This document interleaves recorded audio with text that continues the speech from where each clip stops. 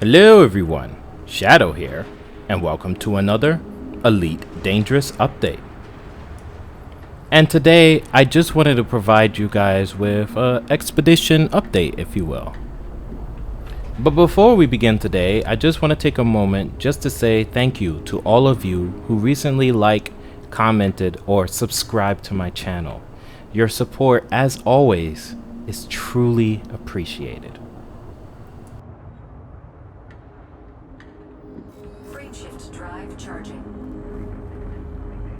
And with that said, some housekeeping.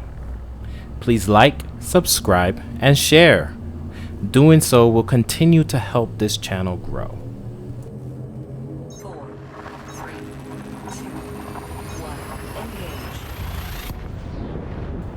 So this morning, the carrier jumped into the Crab Nebula sector. And there's quite a few things out here that are worth seeing.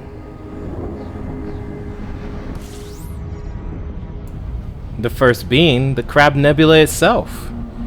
This pulsar is actually one of the few on this side of the galaxy. You may have noticed that there's a distinct lack of stars around the Crab Nebula. It's sort of like an island oasis of stars in the middle of nowhere, really.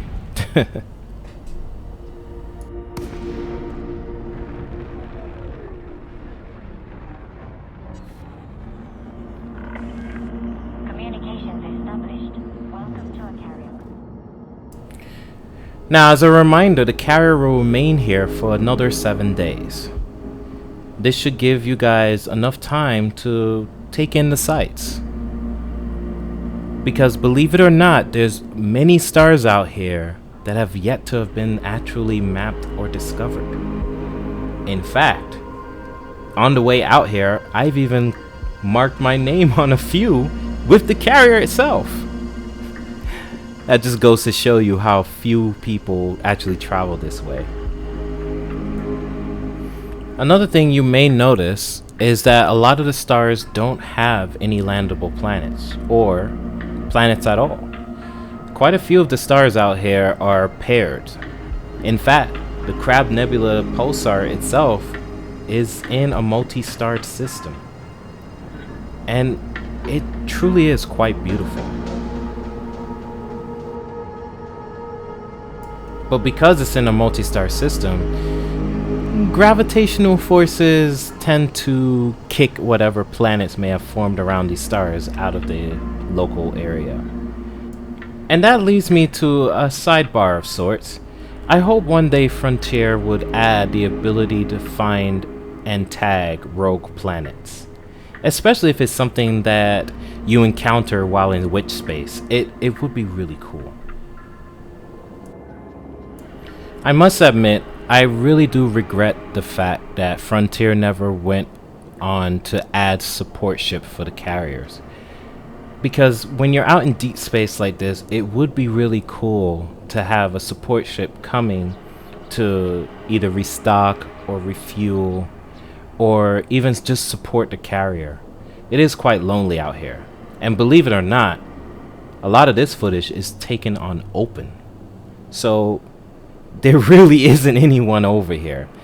Well, almost anyone. There is one other carrier in system, but I have not made contact with that pilot.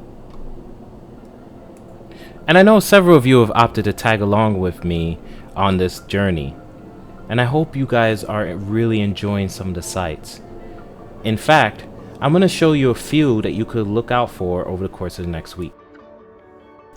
So here's the main Crab Nebula location.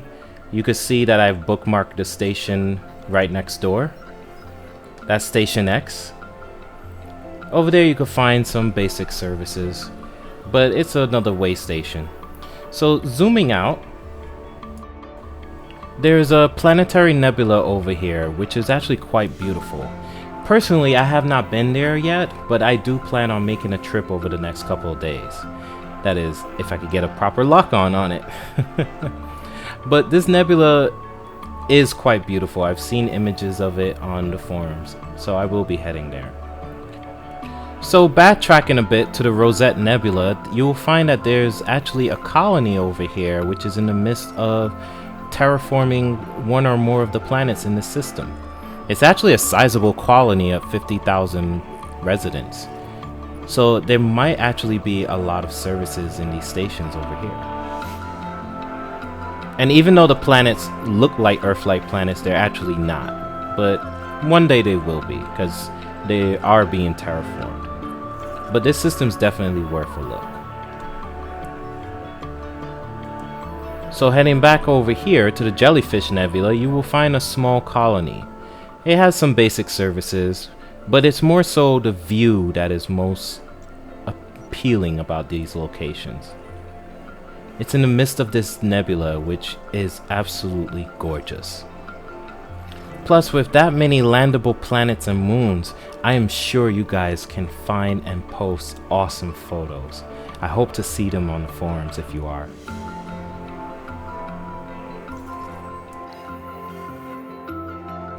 Now, moving back over here, the final POI in this area is the Monkey Head Nebula. Now, there are no stations in the Monkey Head Nebula, or dare I say, no known stations in the Monkey Head Nebula. But I suspect that this nebula may be hiding a secret. And one day we will all find out. So where the carrier is heading off to next is in this vicinity of the Heart and Soul Nebula. And I'm just going to point out a few of the points of interest in these areas. You have the Formidine colonies over here. We will take a look at that in more detail. And you have a gorgeous planetary nebula. In fact, this nebula is surrounded by stars, which means not only can you get awesome photos in the nebula, but you can get awesome photos around the nebula.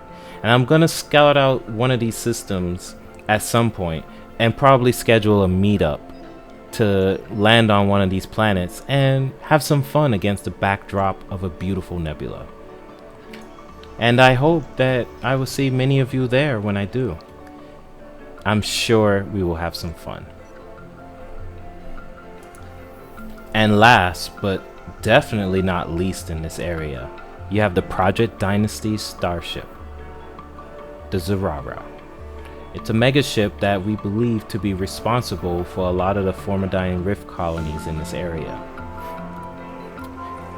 And at present, you can see there's multiple carriers in system there. A lot less than they were last week, but still, there's a few carriers in the area.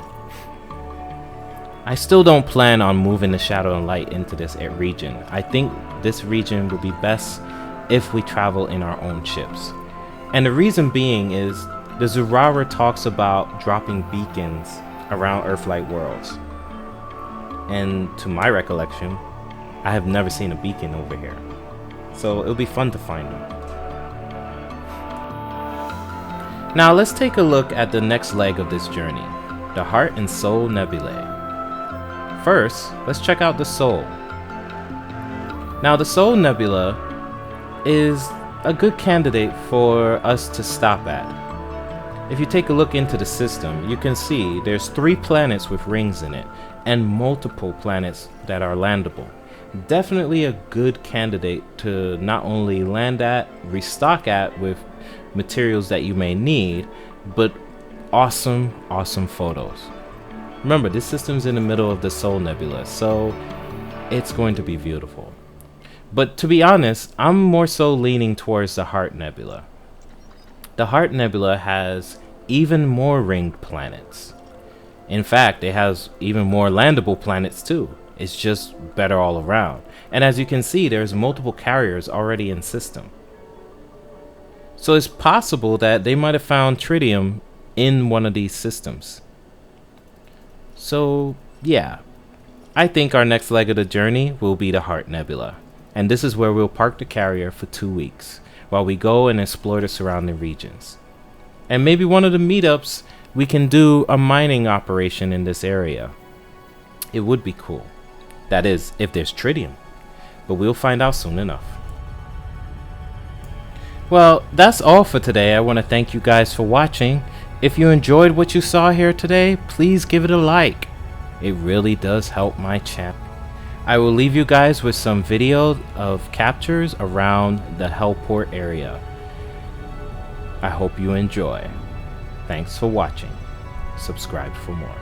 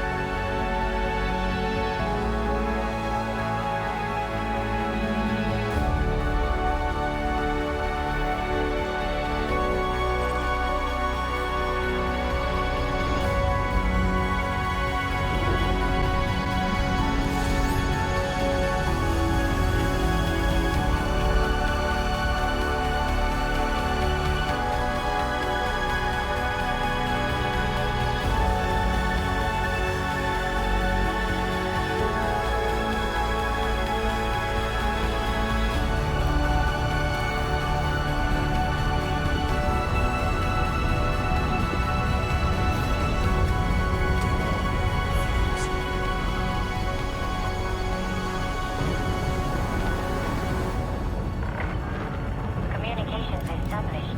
Welcome to a carrier.